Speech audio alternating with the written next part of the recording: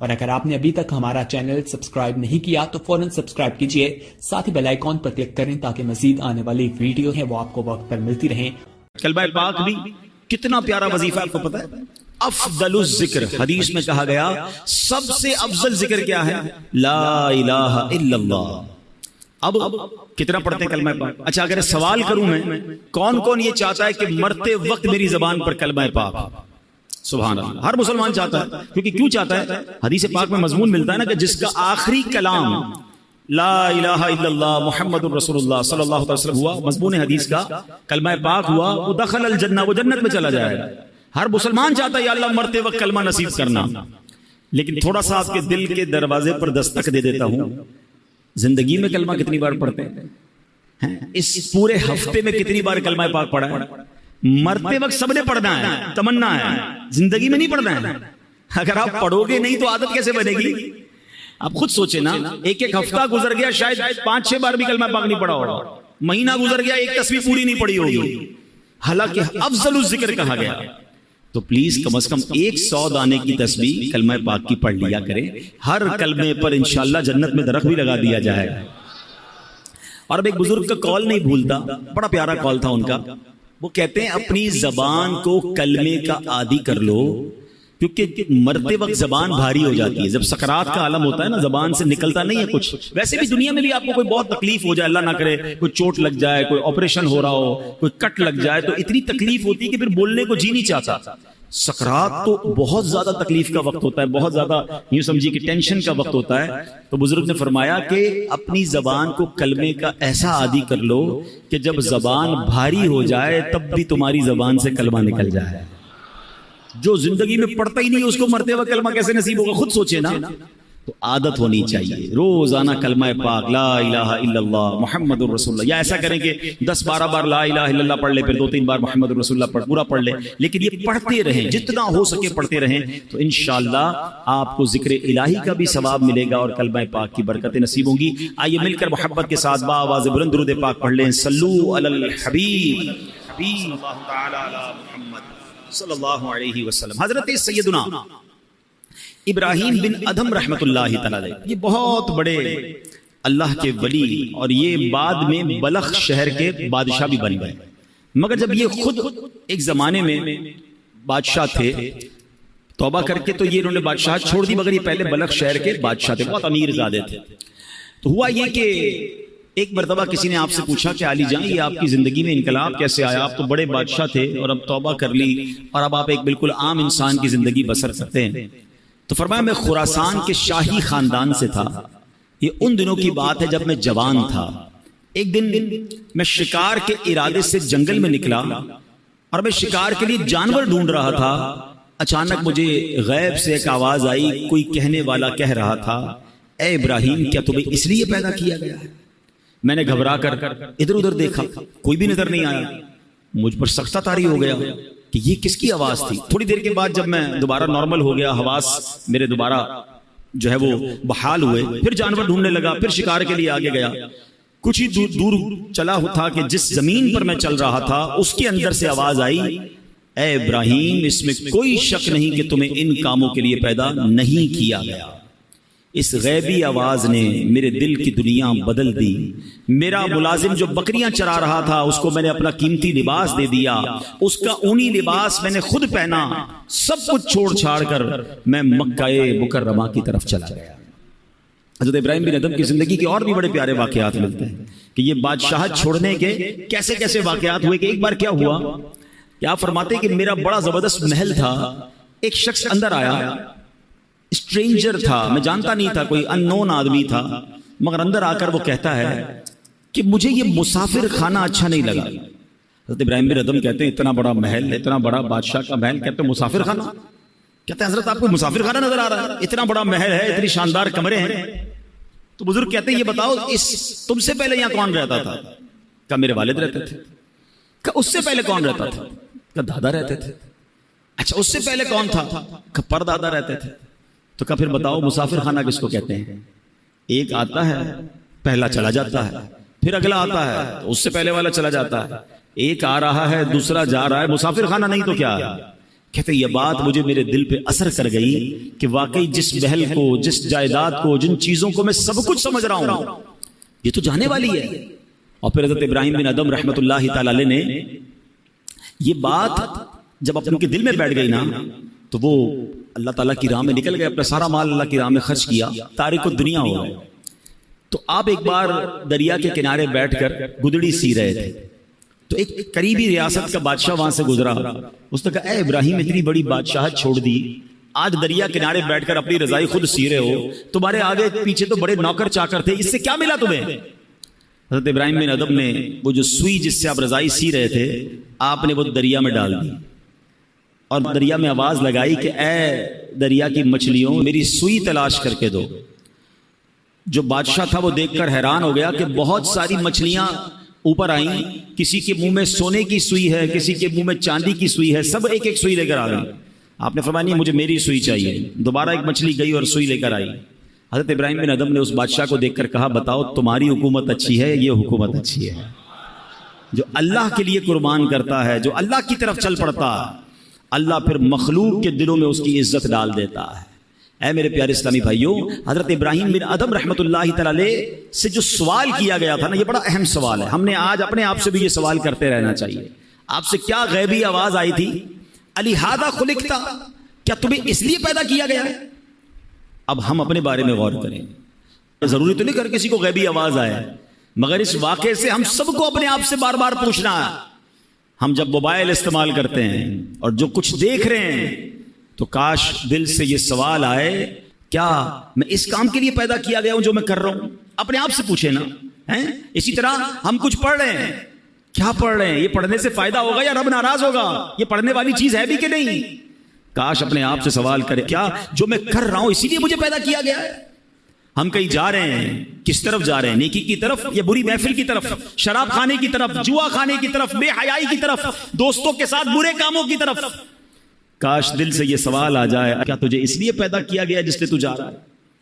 ایک ایک چیز ہم کاروبار کر رہے ہیں، جو بھی کاروبار کر رہے ہیں اپنے آپ سے پوچھیں کیا مجھے اس لیے پیدا کیا گیا جس انداز سے میں کاروبار کر رہا ہوں؟ ہم غور کر لیں اپنے ہر عمل پر۔ اے میرے پیارے اسلامی بھائیوں، اگر ایسا نہیں ہے تو پھر ایسا نہ ہو کہ رب عز و جل مجھ سے ناراض ہو جائے، کہیں میں اپنی زندگی غلط یا فضول کاموں میں تو نہیں گوا رہا ہوں۔ شاعر لکھتے ہیں کچھ مقصد حیات ضروری ہے دوستوں، کچھ مقصد حیات ضروری ہے دوستوں، کہنا یہ دل کی بات ضروری ہے دوستوں، جو فکر آخرت میں گزاری وہ مکمل، ورنہ تو یہ حیات ادھوری ہے دوستوں۔ کس کام میں زندگی گزر رہی ہے؟ ایک بات یاد رکھیے، ہم میں سے کوئی یہاں 15 سال، کوئی 20 سال، کوئی 30، کوئی 50، کوئی 60 سال کا بھائی بیٹھا ہے، لیکن غور کیجئے کبھی ہم نے غور کیا، معلوم کرنے کی کوشش کی مجھے دنیا میں بھیجا کیوں گیا ہے؟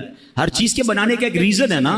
آپ کے کئیوں کے سر پہ ٹوپی ہے، ٹوپی کیوں بنائی؟ سر کو ڈھانپنے کے لیے۔ لباس ہے کیوں بنا؟ کپڑے پہننے کے لیے۔ گھڑی ہے کیوں ہے؟ ٹائم بتانے کے لیے۔ قلم ہے کیوں بنائی؟ لکھنے کے لیے۔ اشرف المخلوقات بنا دیا رب نے، کس لیے؟ پتہ ہی نہیں ہے کہ میری تخلیق کا، مجھے بنانے کا مقصد کیا ہے۔ اور ایک اور سوال میں کرنا چاہوں گا، آپ کے جیب میں قلم ہوتی ہے، جب تک لکھتی ہے کہاں رہتی ہے؟ جیب میں، سینے کے ساتھ۔ لکھنا بند کر دے، ختم کر دے، پھر کہاں جاتی ہے؟ ڈسٹ بن میں۔ مقصد ختم ہو گیا نا، اب اس پین کا حاصل کوئی نہیں ہے۔ اگر میں اور آپ مقصد کے مطابق زندگی نہیں گزار رہے تو پھر کہاں جائیں گے؟ غور کیجئے نا، ایک طرف تو اشرف المخلوقات میں کہا جا رہا ہے، مگر یہی بندہ جس مقصد کے لیے سے بنایا گیا، اول تو کئیوں کو مقصد ہی نہیں پتا، اور اگر معلوم ہے تو کیا زندگی اس مقصد کے تحت گزر رہی ہے؟ اب مولانا جلال الدین رومی بہت مشہور صوفی بزرگ ہیں، فرماتے ہیں اگر تمہیں بادشاہ کسی خاص کام کے لیے بھیجے، چلے آج کی زبان میں کہہ دوں کہ آپ کا کوئی سیٹ ہے، باس ہے، کہیں آپ جاب کرتے ہیں، ٹھیک ہے نا، آپ کا افسر ہے، آپ کو کہے خاص کام ہے، فلاں کام کر کے آؤ، آپ وہ کام کرنے نکلیں اور راستے میں بہت سارے دوسرے کام کرنے لگ جائیں، اور پرٹیکولرلی جس کام کے لیے بھیجا وہ کام ہی نہ کریں، تو بتائیے وہ بادشاہ جو ہے یا وہ جو باس ہے، وہ آپ کا افسر ہے، وہ خوش ہوگا یا ناراض ہوگا؟ یہ بھیجا کس کام کے لیے تھا؟ آپ کے سر وہ اس کو چھوڑے باقی بہت سارے کر کے آیا ہوں، بھائی اس کے لیے تو بھیجا ہی نہیں تھا، جو کام کرنے بھیجا تھا ادھر گئے ہی نہیں، وہ کیا ہی نہیں۔ اللہ اکبر۔ اب آؤ میں قرآن کی زبانی بتاتا ہوں، میں اور آپ بنائے کس لیے گئے؟ مجھے اور آپ کو بھیجا کس لیے گیا ہے, مقصد حیات کیا ہے ہمارا, میرا اور آپ کا. رب کا کلام پارہ نمبر 22 ہے, سورہ احزاب. اللہ کیا ارشاد فرماتا ہے, غور سے سنیے گا. انا عرضنا الامانۃ علی السماوات والارض والجبال فابینا ان یحملنها واشفقنا منها وحملها الانسان. آسان ترجمہ قرآن کنز العرفان. اللہ فرماتا ہے بے شک ہم نے آسمانوں اور زمین اور پہاڑوں پر امانت پیش کی, امانت پیش فرمائی تو انہوں نے اس کے اٹھانے سے انکار کیا اور اس سے ڈر گئے, اور انسان نے اس امانت کو اٹھا لیا. یعنی ذرا غور کیجئے, آسمان, زمین, پہاڑ کیسی مضبوط اور عجیب مخلوقات ہیں, انہوں نے جس امانت کا بوجھ نہ اٹھایا وہ انسان نے اپنے ذمے لے لیا. اچھا پھر ہوا کیا کہ آسمانوں, زمین, پہاڑوں کو وہ عزت نہ ملی جو اللہ نے عزت انسان کو بخش دی, کیونکہ انسان کو اشرف المخلوقات فرما دیا گیا. لیکن اب سوال یہ, وہ امانت کیا ہے جس کو اٹھانے سے پہاڑ نے انکار کر دیا, زمین نے انکار کر دیا, ٹھیک ہے, آسمان نے انکار کر دیا. فرمایا وہ امانت ہے نمازیں اور ہر وہ کام جس کے کرنے پر ثواب ملے اور نہ کرنے پر گناہ ہو. نہیں کریں گے تو گناہ ہوگا. یہ وہ امانت ہے جو انسان نے اپنے ذمے لے لی ہے. اور اللہ نے پھر انسان کو کیا شرف دیا, وَلَقَدْ كَرَّمْنَا بَنِي آدَمَ, اور بے شک ہم نے اولاد آدم کو عزت دی. مزید فرماتے ہیں اگر تم کہو میں یہ ایک کام عبادت نہیں کرتا تو نہ صحیح, اور بھی تو بہت سے کام کرتا ہوں. یاد رکھ انسان اور کاموں کے لیے دنیا میں نہیں آیا, یہ تو ایسے ہے. اب ذرا غور کیجئے, علماء نے بڑی پیاری مثال دی. کسی کے پاس قیمتی لوہے کی انمول تلوار ہو اور شاہی خزانوں میں ایسی تلوار ملتی ہو, کسی کو وہ تلوار مل جائے اور وہ کہے جناب میں اس تلوار سے اب گوشت کاٹا کروں گا, چھری والا کام میں اس تلوار سے لوں جو کروڑوں روپے کی تلوار ہو, میں فارغ تو نہیں کر رہا نا, اس تلوار کو استعمال تو کر رہا ہوں. تو عقل مند کیا کہیں گے, یہ تلوار اس لیے نہیں بنی, یہ کام تو 15-20-100 روپے کی چھری کر سکتی ہے, تم شاہی خزانے کی انمول تلوار سے پیاز کاٹ رہے ہو.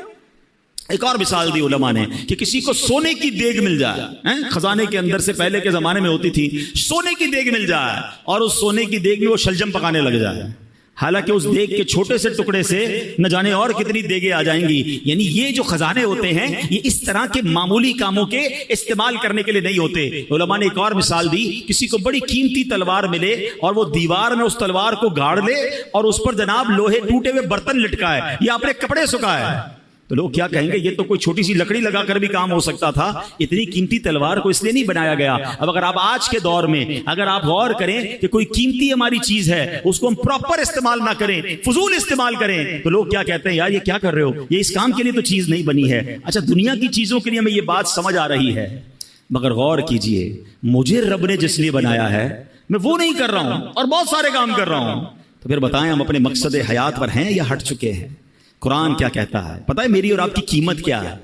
آپ کہیں گے یار آپ اتنی قیمتی تلواروں کی اور سونے کی دیگ کی مثال دے رہے ہیں, ہم تو غریب سے لوگ ہیں, ہماری کون سی قیمت ہے, آپ کو پتہ ہی نہیں ہماری اور آپ کی قیمت کیا ہے. اس کا قیمت بھی میری اور آپ کی قرآن ارشاد فرماتا ہے. سنو اے انسانوں, اے مسلمانوں, رب نے کیا شاندار تمہاری قیمت فرمائی ہے. اللہ فرماتا ہے ان اللہ اشترى من المؤمنین انفسهم واموالهم بان لهم الجنہ. قرآن کہتا ہے بے شک اللہ نے مسلمانوں سے ان کی جانیں اور ان کے مال اس بدلے میں خرید لیے کہ ان کے لیے جنت ہے. ہمارا سودا ہو چکا ہے, میری جان میرا مال یہ سب میرے رب کا ہے, اور اس کے بدلے کیا ملنا ہے, رب نے اس کے بدلے جنت کا مول دینا ہے. اب ہم دیکھیں کہ ہمیں کیا خوبصورت مول ملنے والا ہے, مگر ہم کر کیا رہے ہیں, ہم کن کاموں میں لگ گئے, ہم اللہ کی نافرمانی میں لگ گئے. بڑی مشہور آیت ہے, ہم سب نے کئی بار سنی ہوگی, وَمَا خَلَقْتُ الْجِنَّ وَالْإِنسَ إِلَّا لِيَعْبُدُونَ. اللہ کیا فرماتا ہے, میں نے انسان اور جنات کو نہیں بنایا مگر اپنی عبادت کے لیے. یعنی اللہ نے مجھے اور آپ کو اپنی عبادت کے لیے بنایا. اب عبادت چھوڑ کر ساری دنیا کے کام کر رہے ہیں. کئیوں کی نمازیں قضا ہو رہی ہیں, کوئی جناب گناہوں میں پڑا ہوا ہے, کوئی اللہ کی نافرمانی میں پڑا ہوا ہے, رب کی ناراضی والے کاموں میں پڑا ہوا ہے. کیا لوٹنا نہیں ہے, کیا اللہ کی بارگاہ میں جانا نہیں ہے. خدا را اپنے مقصد حیات سے نہ ہٹیں. یاد رکھیے میرے پیارے اسلام بھائیوں, شاعر لکھتے ہیں فرشتوں سے بہتر ہے انسان بننا, فرشتوں سے بہتر ہے انسان بننا, مگر اس میں لگتی ہے محنت زیادہ. ہاں ایسا نہیں ہے کہ ہر انسان فرشتوں سے بہتر ہے, ہاں یہ بات یاد رکھیے گا. دیکھیں ہمارے اندر انسان میں اور حیوان میں اور فرشتوں میں فرق کیا ہے, یہ فرق سمجھیے گا. فرشتے جو ہے نا ان میں عقل ہے مگر ان میں شہوت نہیں ہے. جانوروں میں شہوت ہے, عقل نہیں ہے. انسانوں میں عقل بھی ہے اور شہوت بھی ہے, برے خیالات بھی آتے ہیں. فرمایا جانور صرف اپنی شہوت پوری کرتا ہے اس لیے وہ جانور ہے. فرشتے با عقل ہیں, عبادت کرتے ہیں اس لیے وہ بڑے برتر ہیں. مگر وہ انسان جو اپنی شہوت, نفسانی خواہشات, شیطان کے وار اور گناہوں کے جو حملے ہوتے ہیں اس سے اپنے آپ کو بچا لے اور اللہ کی فرما برداری والی زندگی گزارے تو فرمایا وہ فرشتوں سے افضل ہو جاتا ہے.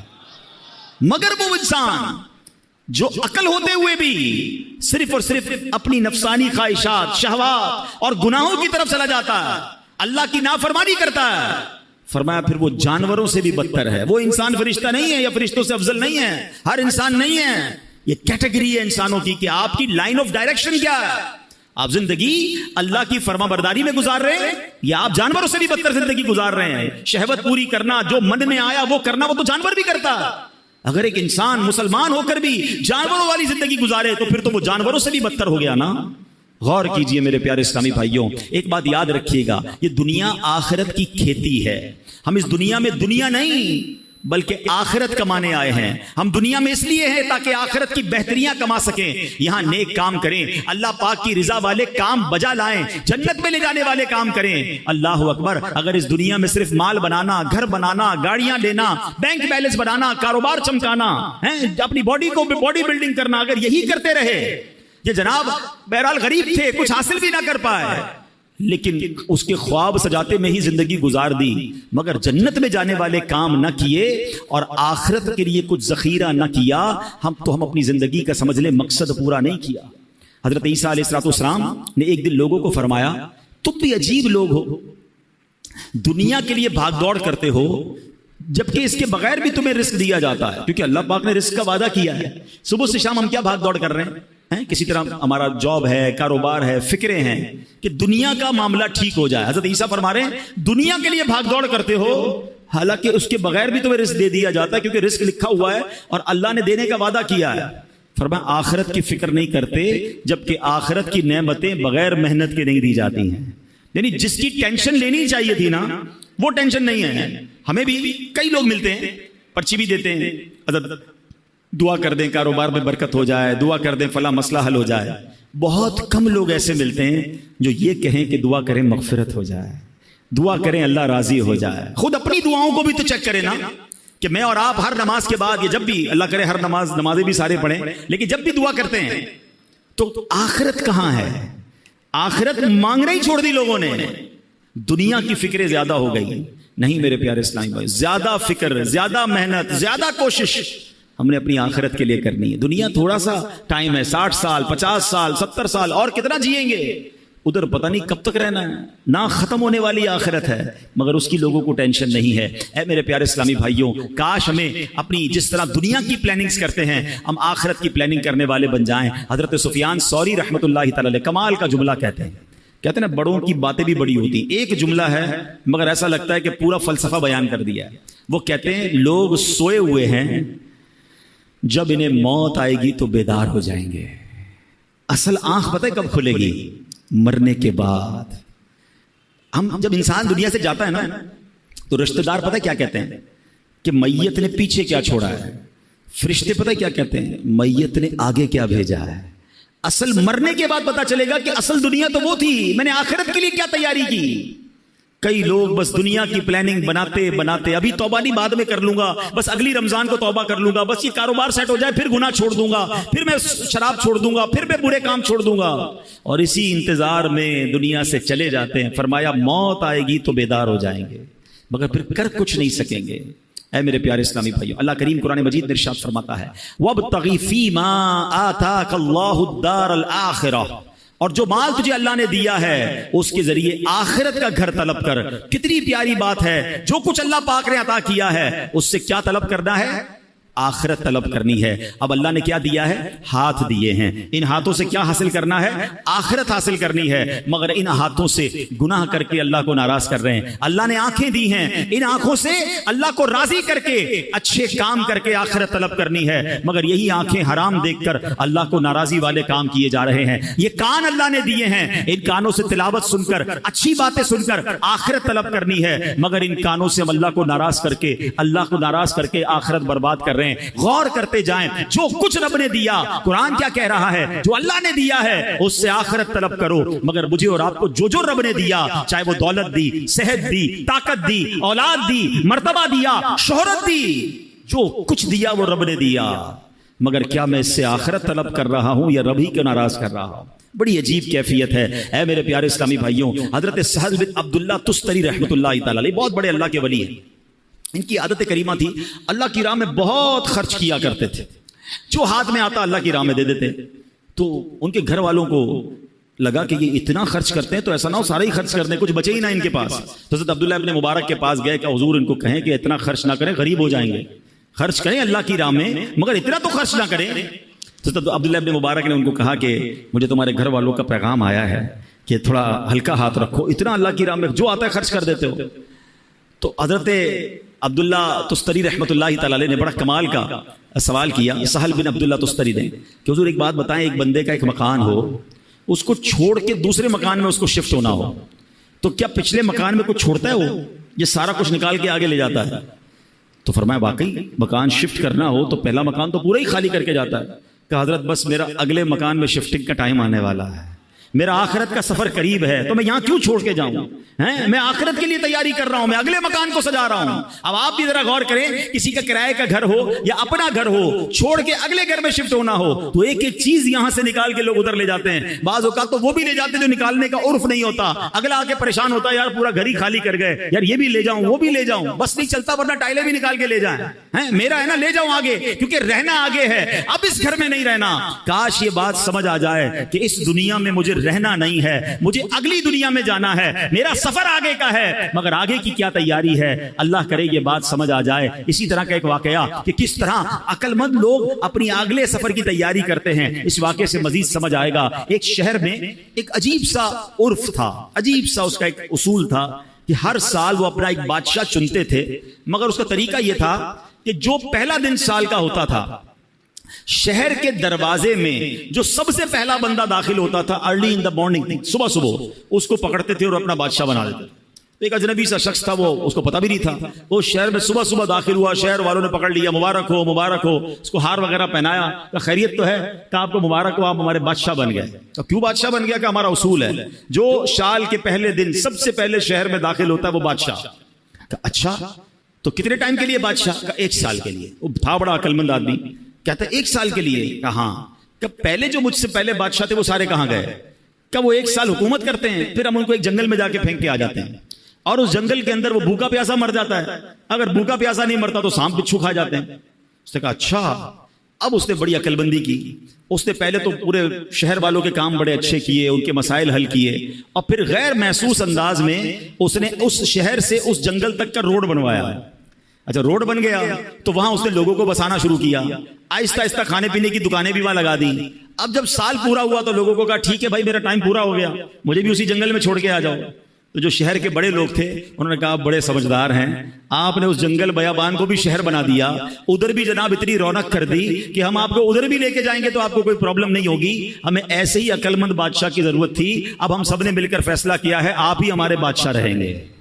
اب بظاہر تو یہ واقعہ ہے, مگر کیا مجھے اور آپ کو ایک شہر میں نہیں جانا ہے, مجھے اور آپ کو ایک اور دنیا میں نہیں جانا ہے جہاں سانپ اور بچھو بھی ہو سکتے ہیں؟ اللہ ناراض ہوا تو قبر میں سانپ اور بچھو بھی تو ہو سکتے ہیں نا. جہنم کی آگ اور جہنم کا عذاب کتنا خطرناک ہے, مگر ہم میں سے کون ہے جو اس جہان کو, آخرت کے معاملات کو آسان کرنے کے لیے یہاں سوچ رہا ہے کہ یار یہیں رہ کر میں آخرت بہتر کر لوں. ایک اور واقعہ میں نے پہلے بھی بیانات میں سنایا ہے کہ ایک ملک تھا, یہ بھی حکایت ہے ایکچولی, یہ اس طرح کی حکایتیں چوٹ کرنے کے لیے ہوتی ہیں, کہ ایک ملک میں ایک مقابلہ کروایا گیا, اس پورے ملک میں سب سے بڑا بے وقوف کون ہے. اب ہے نا بڑی عجیب بات, بے وقوفوں کا مقابلہ کون کرتا ہے. بہرحال مقابلہ ہوا, وزیروں نے سلیکٹ کیا کہ بادشاہ سلامت ہم نے جان لیا ہے کہ یہ بندہ سب سے بڑا بے وقوف ہے. چیک کر لیا. اس کو اس نے اپنی سونے چاندی کی خوبصورت سی مالا ہار پہنایا اور اس کو گھر بھیج دیا. وہ بندہ بڑا خوش گھر آ گیا. تھوڑے دنوں بعد اس کو کسی نے بتایا کہ بادشاہ سلامت بڑے بیمار ہو گئے ہیں. اچھا چلو میں جا کے ملتا ہوں بادشاہ سلامت سے. بادشاہ کے پاس گیا کہ بادشاہ سلامت کیسے ہیں آپ, ٹھیک ہیں؟ تو کہا بس اب تو آخری لمحات ہیں, یہ دنیا چھوڑ کر جا رہا ہوں. کہتے ہیں اچھا بادشاہ سلامت کہیں اور جا رہے ہیں؟ تھا تو بے وقوف نا. کہاں بس اب یہ دنیا یہ جہان چھوڑ کر اگلے جہان میں جا رہا ہوں. تو بادشاہ سلامت یہ بتائیے یہاں تو اتنا بڑا محل ہے, اتنے سارے کمرے ہیں, جدھر جا رہے ہیں ادھر محل بنا لیا ہے؟ بادشاہ کہتا ہے وہاں تو جھونپڑی بھی نہیں بنائی ہے. اچھا بادشاہ سلامت میں دیکھ رہا ہوں آپ کے پاس بڑے پیسے ہیں, یہاں پر بڑے ہیرے جواہرات ہیں, جدھر جا رہے ہیں ادھر آپ نے پیسے بھجوا دیے؟ کہا نہیں ادھر تو پھوٹی کوڑی بھی نہیں ہے. کہ بادشاہ سلامت ادھر میں دیکھ رہا ہوں آپ کے آگے پیچھے اتنے خادم خادمائیں ملازم, جدھر جا رہے ہیں ادھر کچھ ملازم بھجوائے نہیں بھجوائے؟ کہا ادھر میرا کوئی خدمتگار نہیں ہے. تو اس بے وقوف نے پتہ کیا کیا, جو اپنی مالا تھی نا جو بادشاہ نے پہنائی تھی اس کو اتاری اور اس کو بادشاہ کو پہنا دی. کہ مجھ سے بڑے بے وقوف تو پھر آپ ہوئے نا. آپ کو پتا ہے کہ میں کسی اور دنیا میں جا رہا ہوں, نہ گھر بنایا, نہ پیسے بھجوائے, نہ ملازم بھجوائے, تو بڑے بے وقوف تو آپ ہوئے. اب صحیح بتاؤ یہ ہم سب کے دلوں کے لیے کیسی چوٹ ہے. ہم سب کا گھر ہے, بے شک چھوٹا ہے بڑا ہے جو بھی ہے, آخرت میں گھر بنایا. ہم سب کے پاس کچھ نہ کچھ یہاں رقم ہے, کچھ پیسے, کچھ صدقہ خیرات کر کے آخرت کا خزانہ جمع کروایا. صرف پیسوں سے نہیں, سجدوں کے ذریعے, تلاوت کے ذریعے, ذکر و اذکار کے ذریعے, اللہ کی رضا کے ذریعے کچھ آگے کی راحتیں جمع کی. نوبڈی کیئر, کوئی بات بھی نہیں کرتا مرنے کے بعد کی. جو بات کرنی ہے دنیا کی, جو پلاننگ کرنی ہے دنیا کی. پتہ ہے شیطان نے ہمارے ساتھ ایک گیم کی ہے, ہمیں موت کی بات کرنے نہیں دیتا ہے. ہو سکتا ہے ابھی بھی جو بات کر رہا ہوں نا کسی کے دل میں خیال آ رہا ہوگا یار یہ مولانا صاحب کیا مرنے کی باتیں کر رہے ہیں, آخرت کی باتیں کر رہے ہیں, قبر کی باتیں کر رہے ہیں. بھائی یار دنیا کی بات کرو. کمال ہے یار, میں بات نہیں کروں گا تو آپ مرنے سے بچ جاؤ گے. کیا جنازے اٹھتے نہیں دیکھ رہے؟ اچھا کیا 70-80 سال کے بعد ہی لوگ مر رہے ہیں؟ 15 سال 20 سال 22 سال کے نوجوان بھی دنیا سے جا رہے ہیں. ہماری میری آپ کی باری کب آ جائے ہمیں پتہ ہی نہیں ہے. تو ہم کس چیز کے انتظار میں ہیں, ہم کیوں تیاری نہیں کر رہے؟ تو اے میرے پیارے اسلامی بھائیوں, آج کے اس بیان میں یہ سوچئے کہ مجھے اور آپ کو مرنا ہے. یہ حقیقت ہے, اس سے جی چرایا نہیں جا سکتا. اور وہ زندگی کی تیاری, آخرت کی تیاری مجھے اور آپ کو دنیا میں کرنی ہے. کاش ہمیں یہ بات سمجھ آ جائے کہ خالی ہاتھ لے کر, خالی نامہ اعمال لے کر اگر ہم اللہ کی بارگاہ میں گئے تو پھر کیا جواب دیں گے. اے میرے پیارے اسلامی بھائیوں, آپ کو پتا ہے کہ جمعے کے خطبے میں ایک بڑی خوبصورت حدیث سنائی جاتی ہے, اور اس حدیث میں بار بار بات یہ کہ ہم سنتے تو ہیں مگر اس کا ترجمہ معلوم نہیں کرتے. اگر معلوم کر لیں, سمجھیں تو کتنے خوبصورت میسیجز ہوتے ہیں. اللہ کے حبیب علیہ الصلوۃ والسلام فرماتے ہیں البر لا یبلا والذنب لا ينسى والدیان لا يموت اعمل ما شئت كما تدین تدان. کچھ یاد آ رہا ہے؟ ایسے الفاظ کانوں میں آتے ہیں نا, آتے تو ہیں, ہم تو اس وقت اپنی دکان کا حساب کر رہے ہوتے ہیں, ہمارا تو دھیان کہیں اور ہوتا ہے. ہر جمعے یہ تقریباً حدیث خطبوں میں سنائی جاتی ہے. کیا کمال کی حدیث ہے. البر لا یبلا, نیکی پرانی نہیں ہوتی. والذنب لا ينسى, گناہ بھلایا نہیں جاتا. والدیان لا يموت, جس رب نے انصاف کر رہا ہے اس کو موت نہیں آنی. اعمل ما شئت كما تدین تدان, کر لے جو کرنا ہے, جیسی کرے گا ویسی بھرے گا. ہے نا حدیث سمجھانے والی کہ نیکی پرانی نہیں ہوگی, نیکیاں کرتے رہیے. اچھا گناہ کر کے ہم بھول جاتے ہیں مگر ہم بھول گئے, کہیں لکھے گئے ہیں, کہیں موجود ہیں, ہمارے نامہ اعمال میں موجود ہیں. ہمارا معاملہ ہی الٹا ہے. ہمارے بزرگان دین ایک زندگی میں غلطی ہو جاتی ساری زندگی اسے یاد کر کے روتے.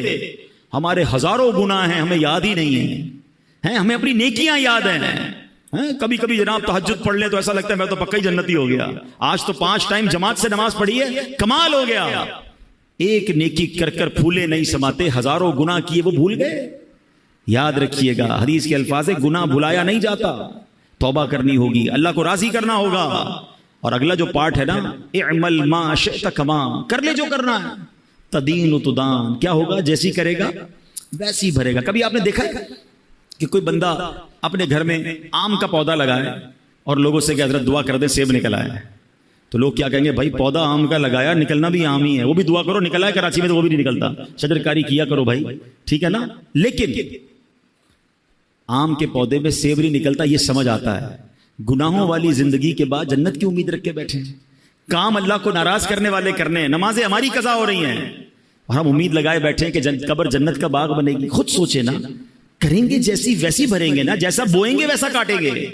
تو آج ہمیں یہ پتا چلا قرآن و حدیث کی روشنی میں کہ مجھے اور آپ کو بنایا کیوں گیا ہے، میری اور آپ کی پیدائش کا مقصد کیا ہے. ایک امانت ہے جو انسان نے قبول کی ہے، ایکسپٹ کی ہے، اور وہ اللہ کو راضی کرنے والے کام ہیں، وہ نمازیں ہیں، وہ عبادتیں ہیں، وہ حرام کاموں سے بچنا ہے. تو اے میرے پیارے اسلامی بھائیوں، کاش ہم یہ بات سمجھ جائیں. نبی پاک علیہ الصلوۃ والسلام کی حدیث پاک ہے، فرمایا حیرت ہے، انتہائی حیرت ہے اس پر جو ہمیشہ کے گھر کو مانتا ہے پھر بھی دھوکے کے گھر یعنی دنیا کے گھر کے لیے محنتوں میں مصروف ہے. معلوم ہے کہ حقیقت والا گھر دوسرا ہے، مگر یہ دنیا کے گھر اور یہی کے لیے مصروف ہے. پیارے آقا فرماتے حیرت ہے اس کے لیے. کاش یہ بات ہمیں سمجھ آ جائے. اے میرے پیارے اسلامی بھائیوں، تو آئیے نیکوکار بن جائیے. اتنی ساری روایتیں، واقعات، سب کچھ ہمیں جھنجھوڑ کر کہہ رہے ہیں کہ اے بندے، یہ دنیا آخرت کے لیے وقف ہے، دنیا آخرت کی کھیتی ہے. آج جو بوئے گا وہی آخرت میں کاٹے گا. ہمیں چاہیے کہ آج اور ابھی سے اپنی زندگی کے مقصد کو سمجھیں، اپنی زندگی کو اس عارضی فانی چند روزہ دنیا کے لیے نہیں بلکہ آخرت کے لیے وقف کر دیں. دنیا میں رہ کر دنیا نہیں بلکہ آخرت کمانے کا سلسلہ شروع کر دیں. کیا خوبصورت اشعار امیر اہل سنت ہمیں ایک طرح سے جھنجھوڑتے ہوئے بھی کہہ رہے ہیں کہ دل سے میرے دنیا کی محبت نہیں جاتی، دل سے میرے دنیا کی محبت نہیں جاتی. سرکار گناہوں کی بھی عادت نہیں جاتی، دن رات مسلسل ہے گناہوں کا تسلسل. آقا کچھ تم ہی کرو نا، یہ نحوست نہیں جاتی. گو پیش نظر قبر کا پرہول گھڑا ہے، افسوس مگر پھر بھی یہ غفلت نہیں جاتی.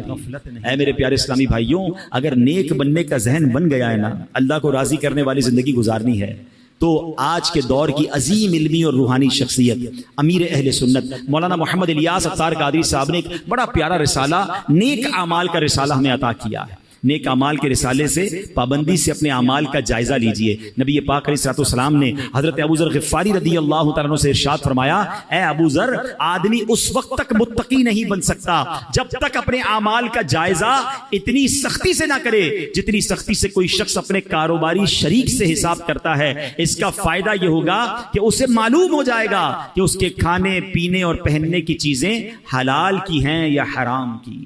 کسی پارٹنر سے کیسا حساب کرتے ہیں، نہیں یہ میرے تھے، یہ آپ کے نہیں تھے، ہمارا یہ طے ہوا تھا، یہ تو میرا پروفٹ ہے. فرمایا اپنے اعمال کا حساب بھی ایسے ہی لے کہ یہ کرنا تھا یا نہیں کرنا تھا، یہ میں نے کیوں کیا یا میں نے کیوں نہیں کیا.